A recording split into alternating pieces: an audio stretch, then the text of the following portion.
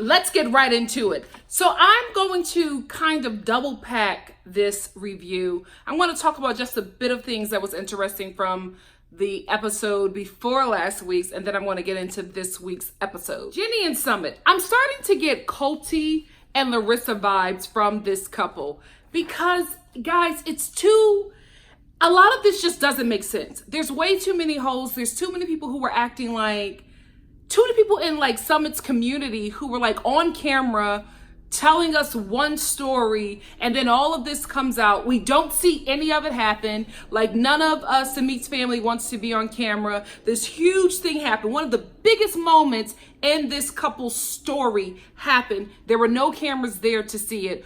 All we're getting is each side from Jenny and Sumit of what happened. And I just feel like this is a Colty and Larissa thing. I think that this couple, sad to say, I think they're scamming to get Sumit to the US. I do think that they really do have a relationship. I'm not saying that they're faking that. I feel like this couple is trying to get a spinoff, and I also feel like they're trying to get another 90 Day Fiancé show, like maybe before the 90 days, because I just don't think that this is going to be the end of Jenny and Sumit. I think that Sumit is probably going to try to escape India and escape this marriage or whatever, and try to get to the US, and I think they're going to document this process. The thing that makes it so fishy for me is that we've missed everything. We missed Sumit's family kidnapping him. The friends were saying, they came on camera and said that they were lying, but I just didn't get that they were lying. There's just too many holes.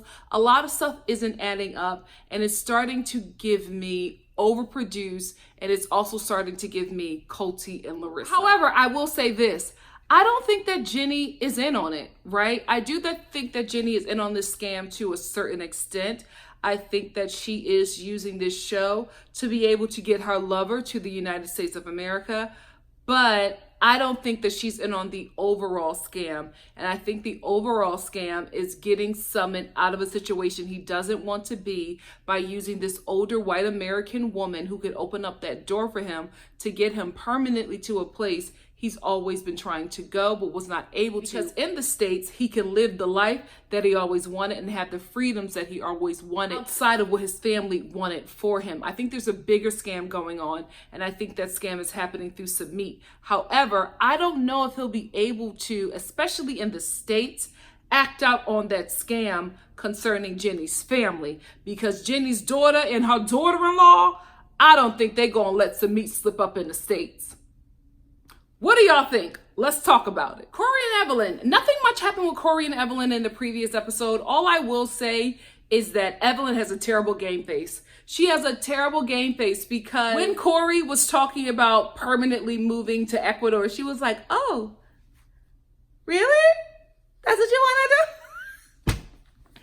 Evelyn, just send this man back. Just break up with him.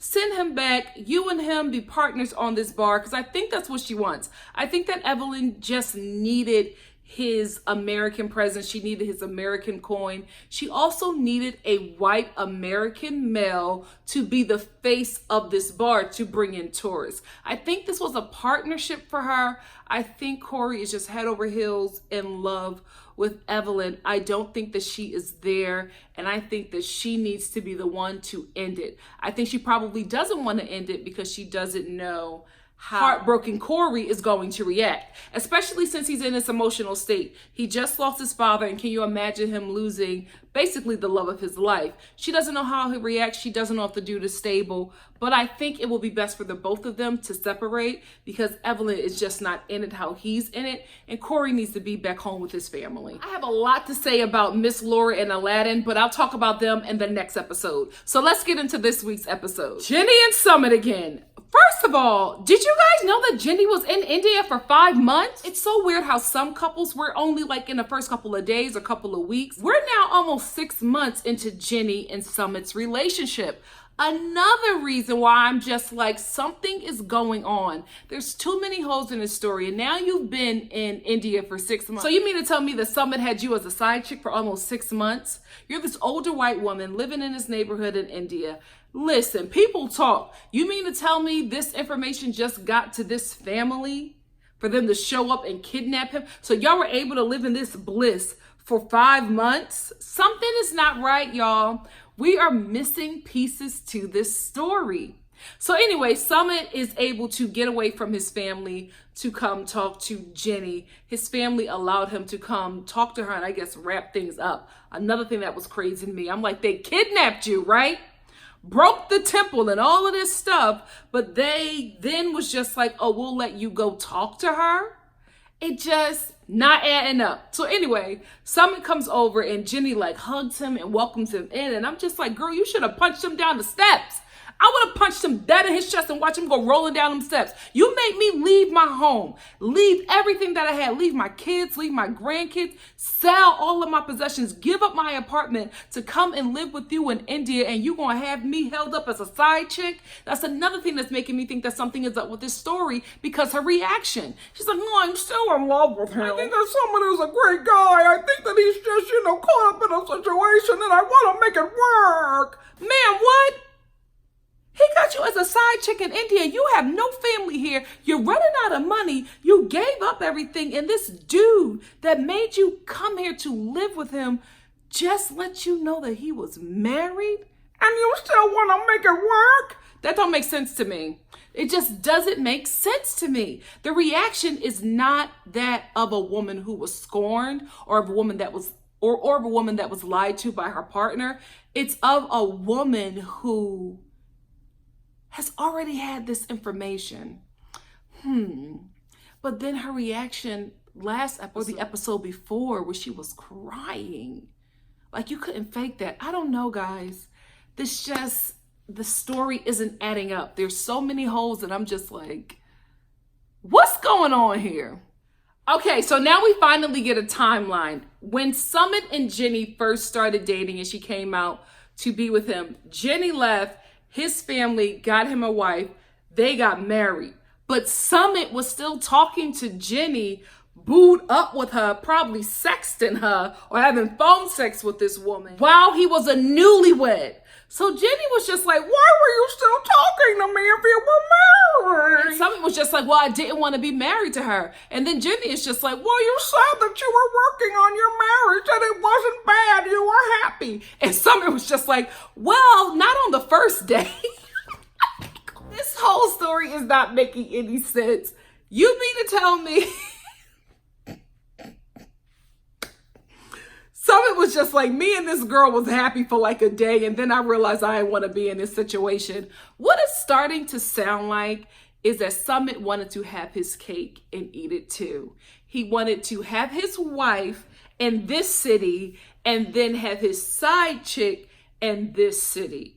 That's what it's looking like to me. It's looking like this dude is really greedy. I feel like Jenny had some information, and I think she was okay with being the side chick as long as he worked his way out of it. You know what I mean? You know how them grimy married men do when they have their side chick and they have their wife and they're just telling the side chick, oh, I'm going to divorce her. We're having a really hard time. I just need some more time, but I'm going to divorce her and be with you. I think that's what he was telling Jenny. And I think he was also going back and telling his wife, oh, I don't know why she moved out here. I'm going to tell her to go back to the US. I want to work things out with you. So he's talking out of both sides of his mouth. And when everything comes together, it doesn't make sense because he's doing so much lying.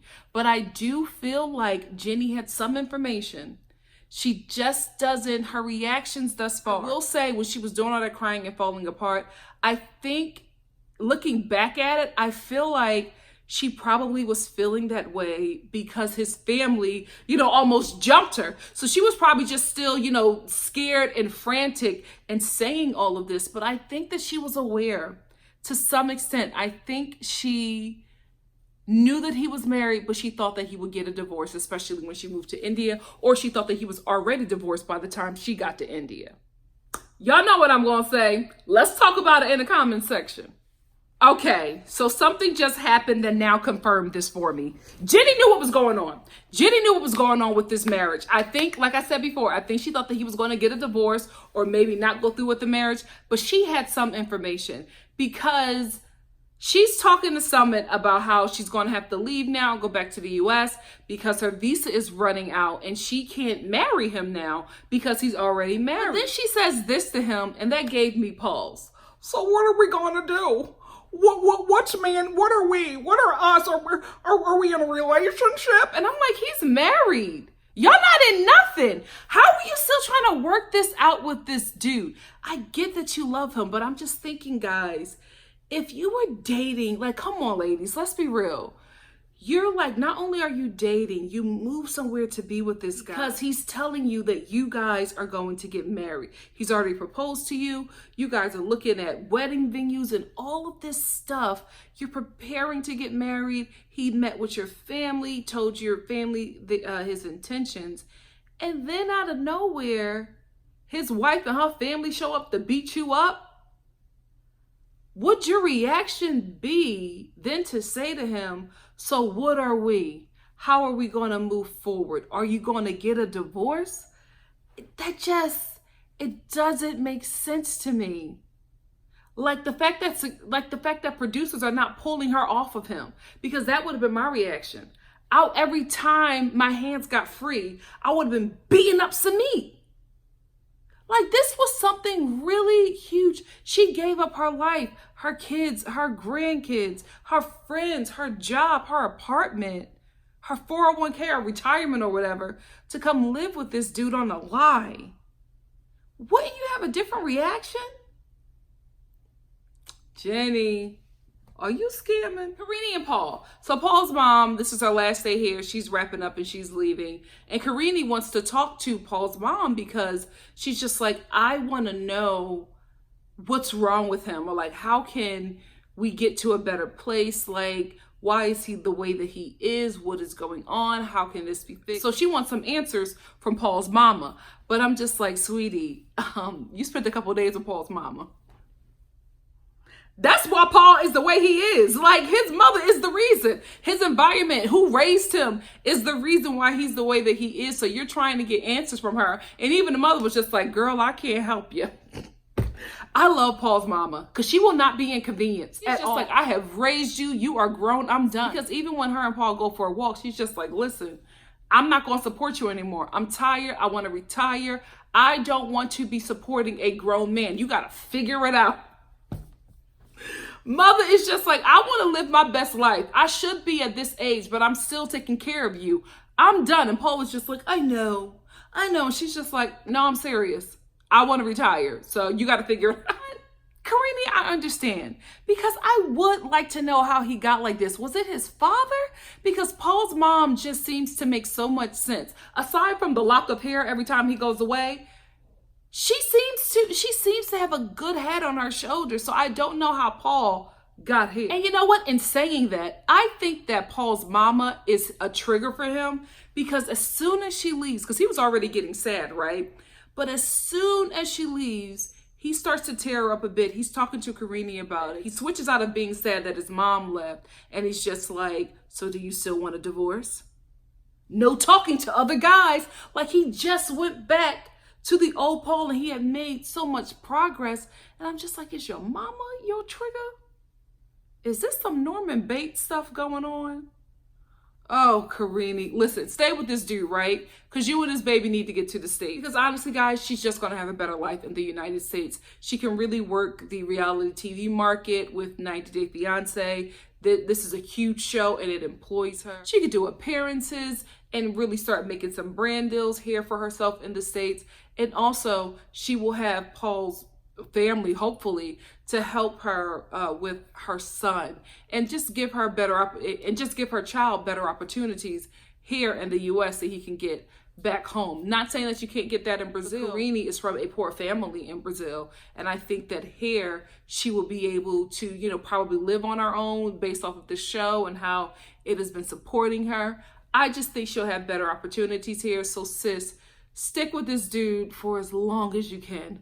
Don't get pregnant again. Get you and your baby your own little place. Start working on your English, girl, and start working them brand deals. If you're smart, you'll get a YouTube channel and start collecting your own coins. I was about to start talking about a couple that got me really heated this episode, but I'm gonna save them for last. Let's talk about Miss Laura and Aladdin. So we are finally at their last wedding ceremony. And listen, again, guys, what the hell is going on with this couple? Because Aladdin went all out. And I'm thinking, Did he go all out or did his family pay? Did the community pay? I'm just like, is he really into Miss Laura or is this a money grab for him? Or is it a great opportunity for him to be on TV? Like, I don't know. Normally I can read these couples, but this dude is going full throttle with this wedding. 3 days of this whole celebration. His family is getting involved. His cousins is draping Miss Laura in these jewels. Like, I'm just like, would you go through all of this for a scam? Or are they scamming together? Because the way Miss Laura has been acting on social media, she's giving me scam. She is giving me scam. Now, if this couple is scamming together to be reality TV stars, understandable. This would make a lot of sense to me. And also, the show could have probably paid for the wedding, because that's what a lot of shows do sometimes. They pay you to film in your apartment, and they also pay you or help pay for any event, any personal event that you have that they're filming at. So maybe that's what's happening here, because this couple is really, really hard to read. I will say this. Last episode, when Liam met with Aladdin at the bathhouse, steam started to release the gel in Aladdin's hair, and you could see that he has really, gorgeous, tight curls. And I was just like, Aladdin, can we see your natural hair texture without all this gel? Can you imagine this man with these big, beautiful curls? Child, he would be a problem. Let us see those curls, Aladdin. So anyway, Liam has been a sourpuss this entire time. He hasn't come to any of the celebrations. He did not want to meet Aladdin's family. He finally decides to come to the wedding, and before the ceremony happens, he apologizes to Miss Laura because he just feels like he was being a brat, you know what I mean? Because he even got into it with Aladdin at the bathhouse in the last episode because he didn't want her to have a baby, because he was just like, she's not done, helping me out. And that was real. That was real. He was just like, I'm 21 years old. I'm still trying to figure this out. I've just stopped living with my mama. I still need my mom. And if she's going to be this older woman carrying this child in this foreign country with this dude, she ain't never going to have no time for me. And I still need my mom. I love that he said that, because that's very honest. That's very, very honest. In America, we throw our kids out at 18. But guys, come on. You needed your parent longer than you probably felt like you should have. But there's a lot going on in this world, and And a lot of times you seek the one that carried you for wisdom because they're older. They've walked through some doors. They've lived some life. They know how to navigate through some things. So he was just like, I don't want to lose my mom to this dude in this foreign country, to this baby. I don't know you. I don't know what's going on. I get it, right? But I do think that he needed to apologize to his mom and Aladdin because he was just disrespectful. He was really disrespectful, and he did not need to be. So I'm glad that they had that moment. I'm glad that he attended the wedding. I'm glad that he was there as a representative for his mom, because it was actually a really beautiful ceremony. Everybody seemed to be really happy, because even when they, I'm about to cry. Because Liam and Miss Laura, they are just, their relationship, guys, it's so beautiful. It is so beautiful, because Liam sitting down on like the wedding sofa, I don't know what it's called, please forgive me. And he was, he apologized to Aladdin, and he was just like, I didn't give you a chance, and I'm really, really sorry. And I just want to make sure you're going to be able to take care of my mom. And Aladdin's like, it's okay, it's okay, it's okay. And then Miss Laura starts crying. Then Liam starts crying. They really love each other. And he really, really cares about his mom. And she really, really cares about her son. I love these two. I feel bad because, we've seen on social media from Miss Laura that everything has fallen apart. And I really feel bad for Liam, because I think that he really opened up to Aladdin and gave him his trust. And to see that his mother is now in this situation where, he kicked her out of their place. She was unable to get her stuff back. She literally came back to the United States with just whatever she can carry or whatever she could get when he threw her out. So she has all of her possessions that she moved to the United States, still in Tunisia in their apartment, and he won't let her get anything. So she came back on this plane with nothing, heartbroken, and guess who was there to pick her up like he always does? Liam. And I just felt bad for the kid, because I think he really was trying to have a moment with Aladdin, and I just don't think that either one of them, Miss Laura or Aladdin, I don't think they were in it for the right reason. I think the lion was collateral damage. And I don't think that's fair because I feel like there was something going on with this couple and he wasn't aware of it. But at least he got his mama back in the United States, and his mama, has a way of, really taking care of them financially through this show. So maybe it all worked out in the end. But I will say this, now Aladdin, I'm on your side, right? Concerning Lion, because Lion was being disrespectful at that bathhouse. But this is why you and my Lion keep on having problems. Because every time Aladdin sees Lion, he calls him cowboy. Now you're being shady, Aladdin, because Aladdin is a fly dresser. He's a cute guy and he knows how to dress. He is making cracks at Lion's fashion sense because Lion was wearing this hat the whole time he was there. Then he brought a camel tooth necklace from some guy. And Aladdin was just like, I don't know, this dude is weird. Hey, cowboy, you're being shady. You're being shady to my baby. Let him dress the way he wants to dress. He's that adorable. He can do whatever he wants to do. Don't mess with my Lion. Tiffany and Ronald, they get on my nerves. This couple gets on my nerves. And every time I try to get back in a good space with them, they do something to piss me off again, because this is my issue. I've never been to South Africa, right? However, I feel like Tiffany and Ronald are embellishing on how dangerous and unsafe, and the way they're talking about South Africa, I'm just like, I don't think that this is accurate. I just don't get it from them. I really don't. I don't know. I just feel like, especially when Tiffany takes our baby, because that's our baby. We have adopted this child.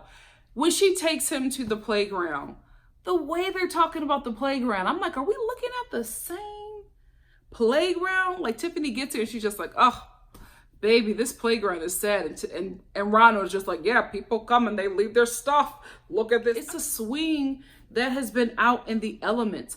Probably hasn't really been kept up, but that's the neighborhood's fault. The gated neighborhood that you live in has not been keeping up with this playground. It's rusting because it's out in the elements. The way they were talking about this playground, and then the shots of the playground didn't add up to me. Oh my goodness, there's glass. Oh baby, let me hold you. I don't want you to play in this playground. It's not safe. It's really dangerous. I'm like, I see grass. I see a rusted swing. I also see a lot of grass. Throw a football with the kid. Have him run. They were acting like there were heroin needles all over this playground and that there were loaded guns just waiting for a child to pick it up and start shooting people. I'm like, the way you guys are talking and what we're seeing, I'm just not getting it. The whole time Ronald has been talking about how dangerous South Africa is. Y'all have been filming there, it seems like, for a couple months. Where's the danger? What's happening? Y'all got spikes all over everything. Y'all keep on talking about how scary and dangerous where you're living is, how bad the hospitals are. And I'm like, we're not seeing what you guys are talking about. And I feel like they're just embellishing for storyline. And that is why, this couple gets on my nerves. There is one part of this couple that really pissed me off in this episode. Tiffany. Girl, you're not right. You are absolutely not right. Tiffany moved herself and her son to South Africa to be with Ronald. Gave this boy a father that he did not have. Married this man. Now you're pregnant with his child. You take him to some cliff to tell him that you want to move back to the United States? Girl, what? How dare you? How dare you marry this man? Have him play daddy to your son, get pregnant, and then say, oh, it's not working out here, so I'm going to move back to the United States. So you're just going to take that unborn child away from its father? Y'all, I screamed. I screamed at my television because here is why. Tiffany ain't rocking with South Africa. It's not working for her. Whatever she thought it was going to be, it is not it. So I feel like she was putting a lot of her issues and her fears on her son. So when she sat down with her son and they were talking about his time here in South Africa, she ain't never had this conversation with him before, but she decided to bring him to this playground, say all this scary stuff about the playground. So now the child is afraid of everything, because remember, when they got to the playground, he was running and she's like, oh no, don't run. Oh no, it's glass. Oh no, it's rusted. So he's just like, oh, I'll just sit here. You know what I mean? Like, the mom is putting all her fears on this kid about this area. So when she sits down and talks to him, he just regurgitates probably everything that he heard from his mother and his stepfather. So then he just says, well, it's really scary here. There's spikes everywhere. I don't want to live in a place that's so dangerous. America is really safe. Listen, I think a lot of stuff that child was saying was stuff that he heard and he regurgitated it on camera. However, I will say this, that child is smart enough, right? He's a very intelligent kid. There were some things that he was saying that I understood. There were some things that he was saying that I feel like was solely him. It's just like, I don't have any friends. I can't play with anybody. I miss my friends back home. I miss my school. I miss my family. Why would Tiffany and Ronald the entire time have been talking about how dangerous South Africa is? Tiffany takes the kid to the playground, then talks about how dangerous the playground is. The one place that he wanted to go, she's talking about how scary it is. He has not been around a child. He's not been around anybody his age. He's sitting over here waiting for this girl to have this baby so that he can have somebody to play with. It's a miserable situation for this kid, and I don't think that it's South Africa. I think it's his parents. So anyway, our prince tells his mom that he would like to go back home. So then Tiffany, goes into her confessional and she's just like, well, this place isn't safe for my son, and if he's not happy here, then I have to go. I'm like, girl, you don't like it. You're homesick. You miss America. You want to have your child in the States. You miss all of the things that you had. You're not really making any friends. Ronald is sketchy. He also ain't got no money. You don't want to be in this situation. You want to get back to the United States. So she sits down and she tells him, my son isn't really adjusting to South Africa well. And I've always said that if he doesn't like it, then we can't stay here. So I'm going to go back home to the United States. Ronald is just like, he can't stop her. So he's just like, oh, just take my heart and rip it open. Like, you're taking my child, you're taking my son. He played daddy to this child. They obviously have a really good relationship. And then Tiffany's solution is, when she gets back to the United States, she'll start the process to get the visa to get him over to the United States so he can live as a citizen. First of all, the visa process takes forever. Okay, especially now. Under this administration, ain't nobody getting in, okay? Ciao. Real talk. I thought that, this administration was just, keeping out brown folk. But one of my really good friends, her stepfather is Italian, and they are trying to keep that dude out of the country. They're like fighting to keep him here. Like, they are getting rid of Italians, Irish people. Y'all better vote. Y'all better vote, especially y'all who got immigrant partners. You better vote. Tiffany is giving an unrealistic solution. Not only is it going to take forever for Ronald to go through the visa process, he's a criminal.